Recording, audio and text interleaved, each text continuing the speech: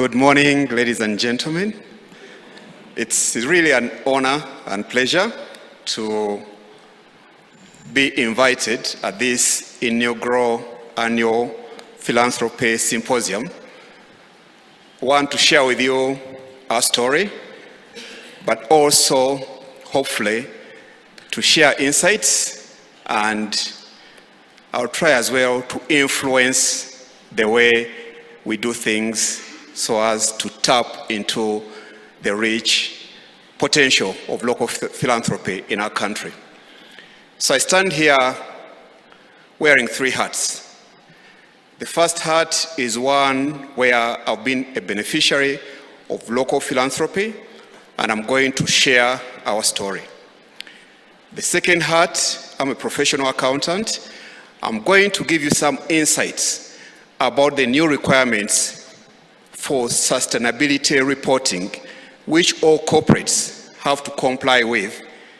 And those corporates will need partners like yourselves to make sure that they are compliant.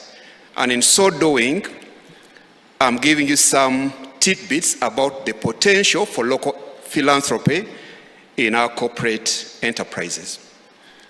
My third hat, I'm a director in several companies, some of which have the biggest budgets in this country for corporate social investment and sustainability.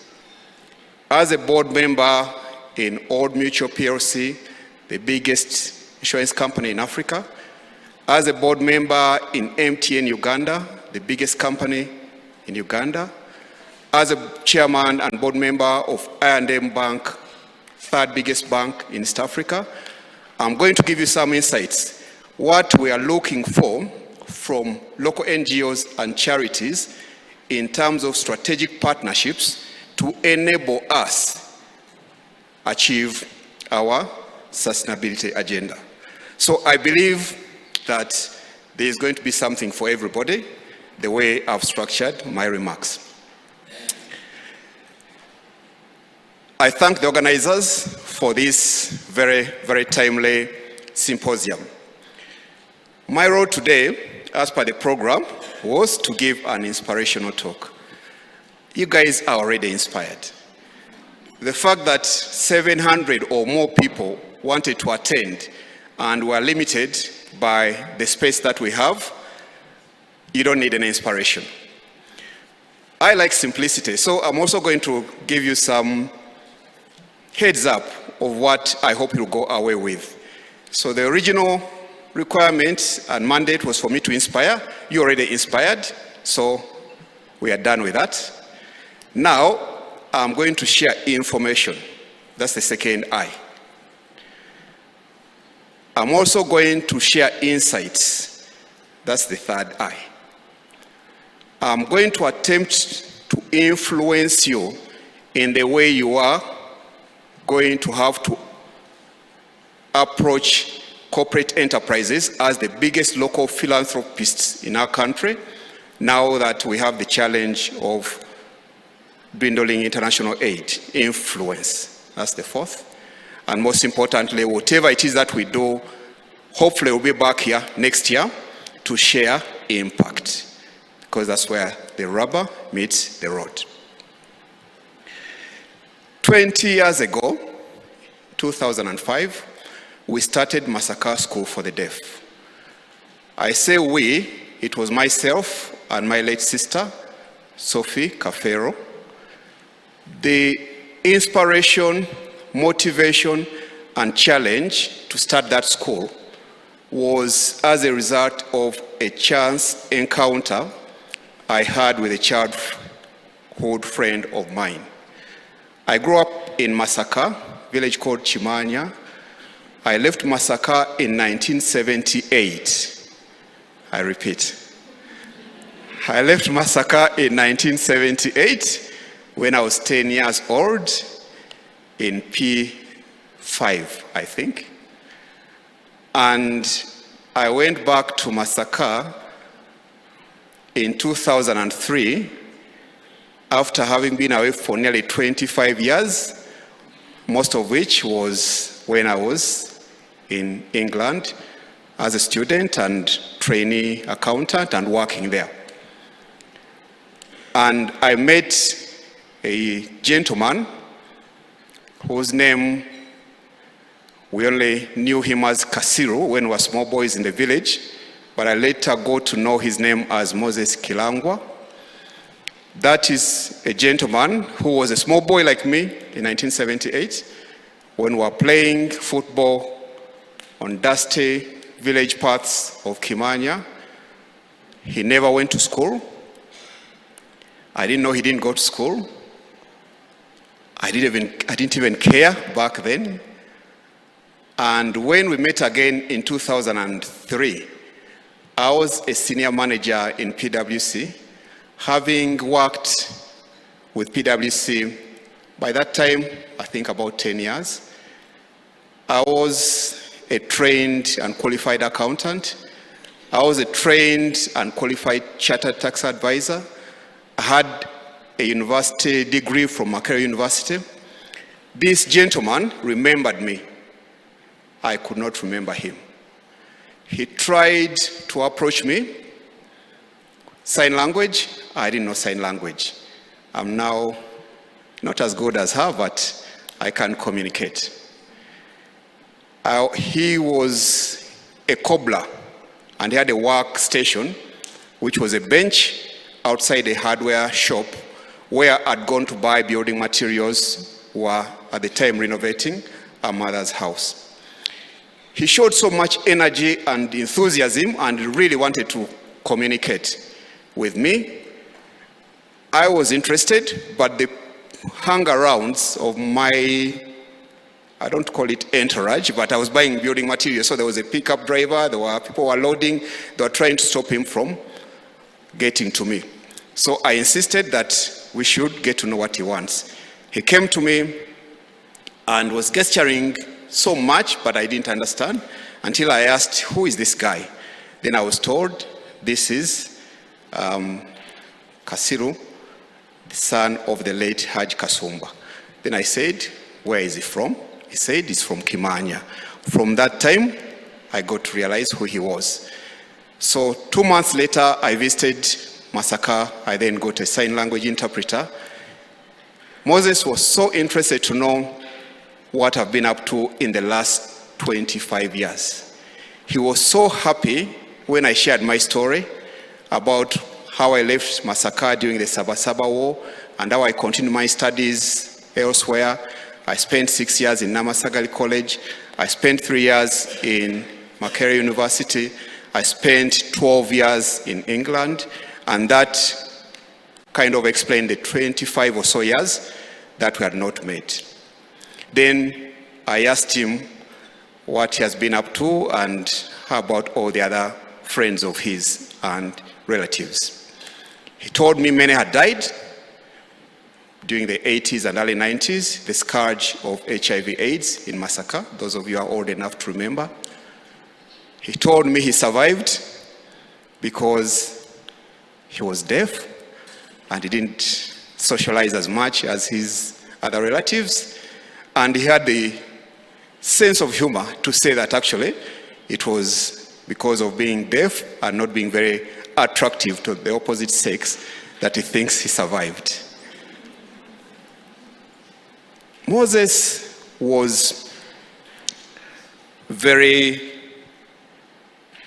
human in terms of the raw feelings that he expressed in my encounter with him.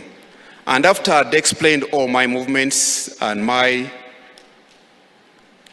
adventure, he summarized it by simply saying, the difference between me and him is education. Moses then said he wished he went to school. Ladies and gentlemen, that was very, very impactful. It was very powerful. At times we're in Kampala and we have all the corporate titles and the status, and we're recognized every time we turn up, we're recognized when we sit down, we're recognized when we stand up again.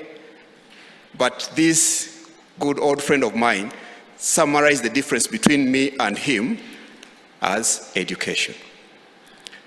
It is on that basis that I committed to put all the resources that I've been blessed with to provide education for deaf children in Uganda. Thank you. Starting the school was not very difficult. We had friends in England. They helped us mobilize money. We bought 7 acres of land in Masaka. Masaka is my hometown. We built a school. That was in 2004.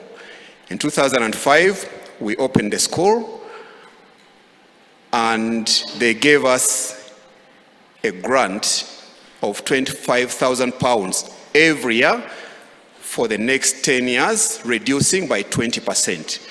And the objective was, 10% per year. The objective was by 2015, we should be self-sustaining.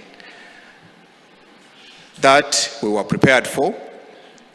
We opened the school, and at this point, please allow me to recognize and introduce our headmistress, Mrs. Sarah Nakabuye Chigongo, who is in our midst. Sarah has been with us for the last 18, I think, of the 20 years.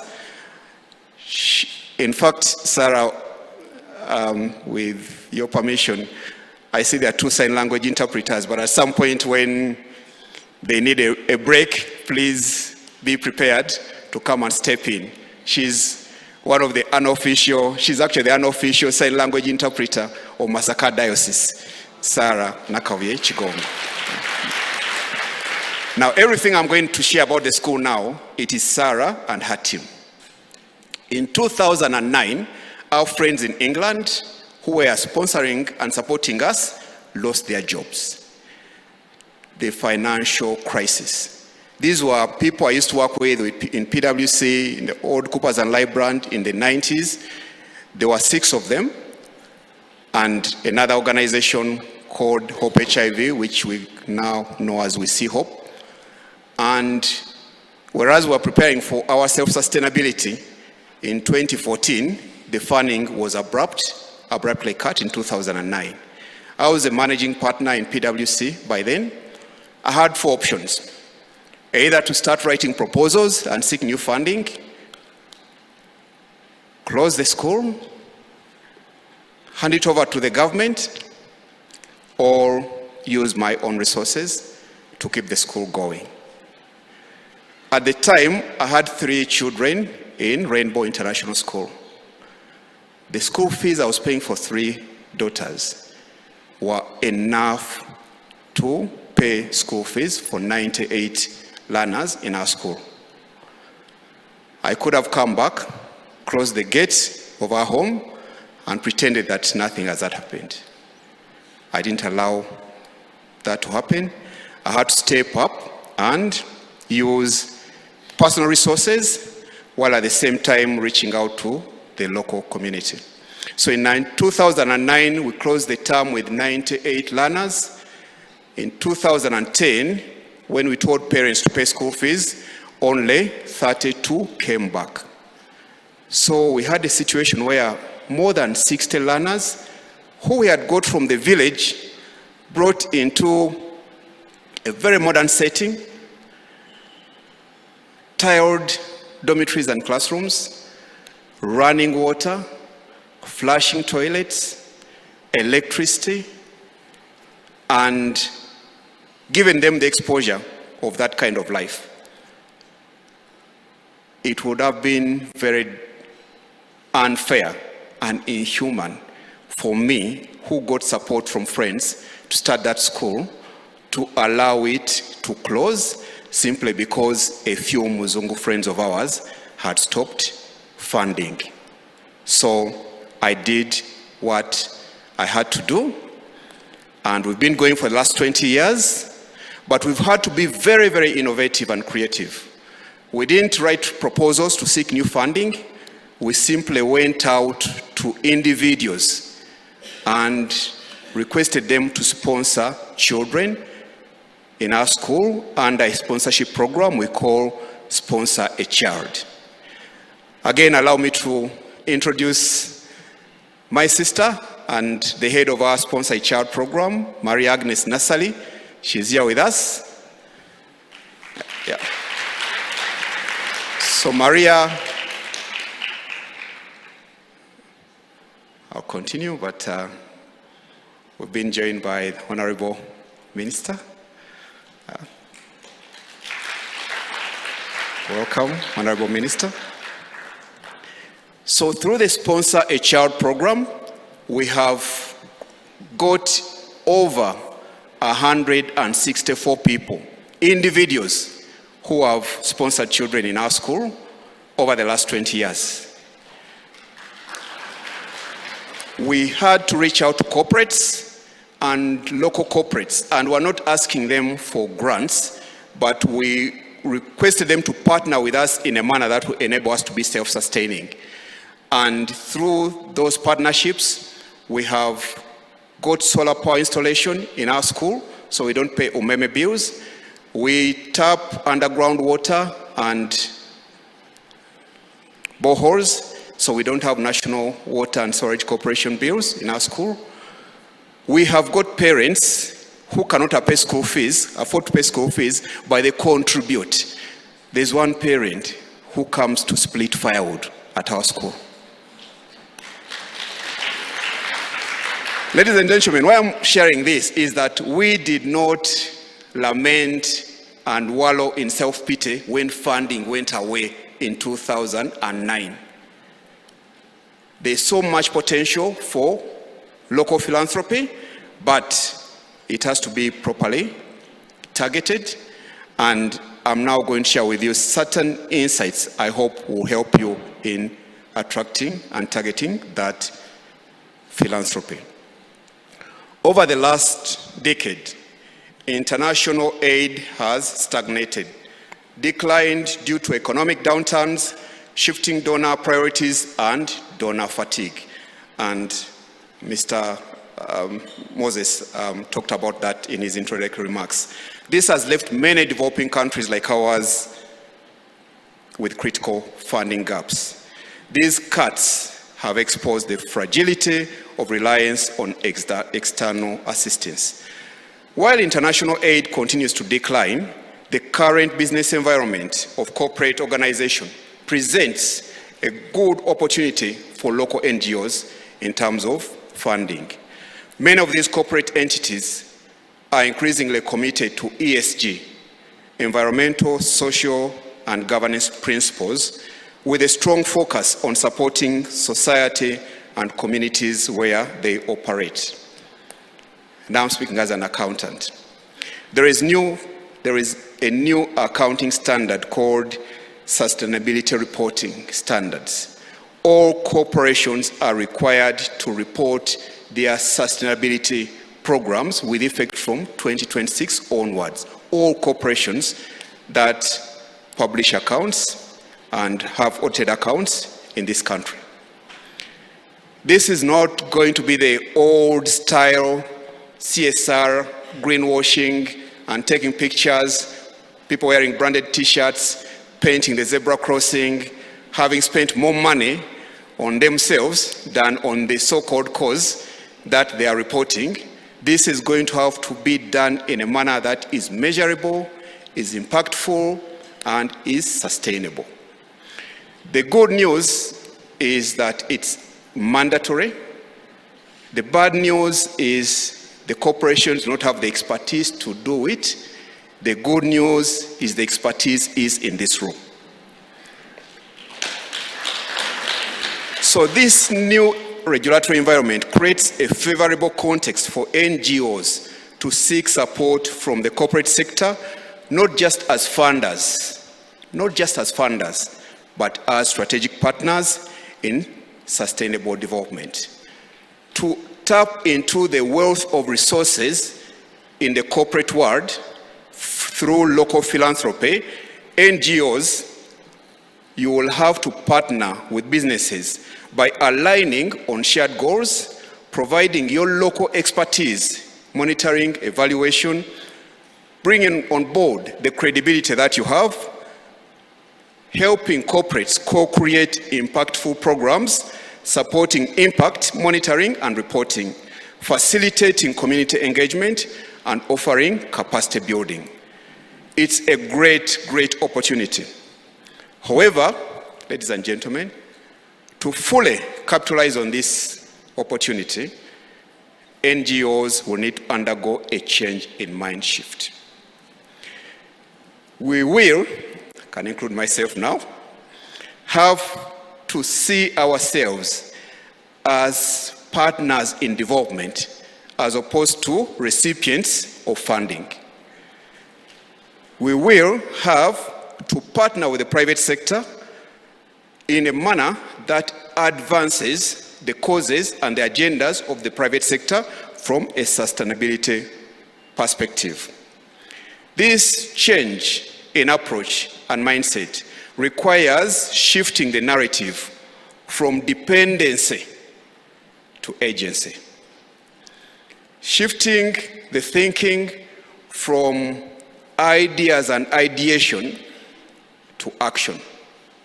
I can tell you, none of the big corporates where I sit in the boardroom are going to give funding for workshops to discuss and again discuss and then publish a paper. They have strategic objectives of community empowerment and impact and sustainability. And we already have the papers, we already know what has to be done. We want somebody we can partner with to do this work. Let me share a very good example. Masaka School for the Deaf was recently supported by MTN Foundation in form of providing computers for our digital lab. How did we access this funding? It wasn't even money given to us, they gave us computers. So we saw on the MTN Foundation, one of their objectives aligned to the UN SDGs. They do not want to leave anybody behind when it comes to digital inclusion. On the other hand, we knew that they had partnered with Sense International to be the agency of that intervention. So it was not an issue of writing a proposal, asking them for money. It was telling them that one of the communities that are being left behind in this digital inclusion are the deaf community. It was very well received. They visited us. They supported us even to build a bigger digital lab, gave us 10 computers with assistance from Sense International as the agency and enabler. That is the new paradigm shift when it comes to how corporate enterprises are going to partner with us and with you as enablers of change. So this shift, which I'm talking about, is going to require the NGOs to shift from writing proposals and waiting for funds to proactively build relationships, offering solutions that are aligned with the support and sustainability objectives of the local philanthropists, in our case, the corporate enterprise. So in this new landscape of local philanthropy, success depends on strategic thinking, understanding partner needs, and clearly demonstrating how your work as NGOs can contribute to the shared goals. I want to conclude by going back where I started, which is the theme of this symposium, celebrating and reclaiming giving. Again, Moses talked earlier on, we are a giving nation, and that was the very same thing that Jackie talked about. We are very generous, and we do not have social security in this country as does exist in the Western world, so we always been givers. But we are going to have to do things differently. We are going to have to create a meaningful and lasting impact in the communities where we operate by being more generous than we have been. And to do this, again, we're going to have a mind shift. mindset shift. We will need to free ourselves from the insatiable materialism that exists in our community and learn to be more generous. Ladies and gentlemen, in this Uganda of ours, there are so many well-to-do people in our society who, for some reason, have developed an insatiable hunger and desire and greed for more stuff and more stuff and more stuff, that they do not have a concept of what is enough. The sad thing is that these people have become they have so much possessions, and I'm now trying to play with words here, like Alan did.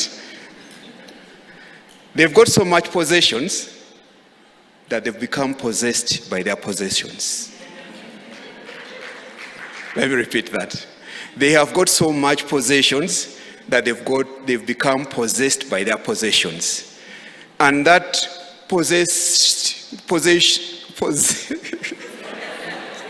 it's like a disease. They just want more and more and more. Now, to make local philanthropy a reality in our country, Uganda, we will have to learn to free ourselves from that desire, the greed, the hunger, and be more generous. The corruption, the theft, the squander of both public and private resources in our country is fueled by greed. A lot of these people who are taking away from the most needed, whether it's in the public service or private sector, are not taking because they are in need. They're not taking to make ends meet. They have been possessed by their possessions, and that possessiveness has become like a disease, and they just keep taking more and more and more. We in this room have the power to bring that to a stop by, one, being more generous, two, doing things that are so impactful in our communities that they become exposed.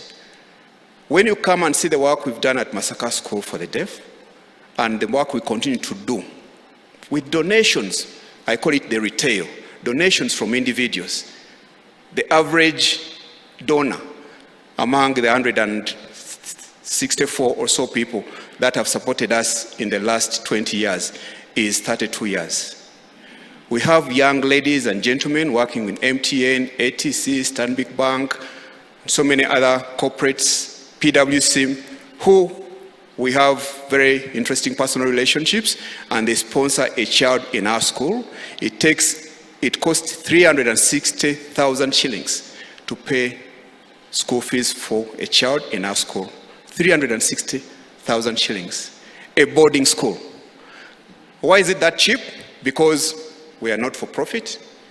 We grow our own food. I have a coffee farm. All the proceeds from the farm goes to that school. We have solar power. We don't pay umeme or UEDCL bills. We have water from our underground resources. We have so much land that the community grows food. And all we need, the government pays about 50% of our staff teacher salaries. So all we want is to provide education and skills training to deaf children. And we've succeeded in doing it. We've provided education to 1,262 learners. Madam Sarah knows all of them, and here's the list. And we continue to do this work. I was invited here to come and inspire you. I really hope I have. But like I said, you guys were already inspired. So in conclusion, in my 20 years of working with deaf children, using my own resources and support from friends, I have learned 2 lessons. One, kindness and generosity is a language that the deaf can hear and the blind can see. Thank you. Secondly, if there's still anybody who's not inspired, this is my final message as I conclude. We live on this earth for a very, very short time compared to the time we are going to stay dead and buried. That is the truth. Now, we fear death, but the truth is, what we fear most is being forgotten. That's why rich people build buildings and put on their names. Because they know that they will go, but the name hopefully will stay. And as soon as the funeral service is over, things change hands and the name goes down. That's why in our society, one of our ways of celebrating and remembering people that have contributed to our country is to name a road after they are gone, because we want to remember them. Now, my message to everybody listening is this: the things you do for yourself and for you only and yourself and for your own personal benefit, without considering the rest of humanity, they end with you. Now, the things you do for others, which is what a lot of you good people do in your local charities, those are the things that endure. That is your legacy. That is the difference between success and significance. Philanthropy, an English word, comes from two Greek words. The first is philis, which means love. The second is anthropos, which means humanity. Anthropologists study humanity. Philadelphia, the city of love. Local philanthropy, supporting our communities, empowering our neighbors, and investing in the future of humanity is one of our deepest ways to show love for humanity. I thank you very much for listening to me.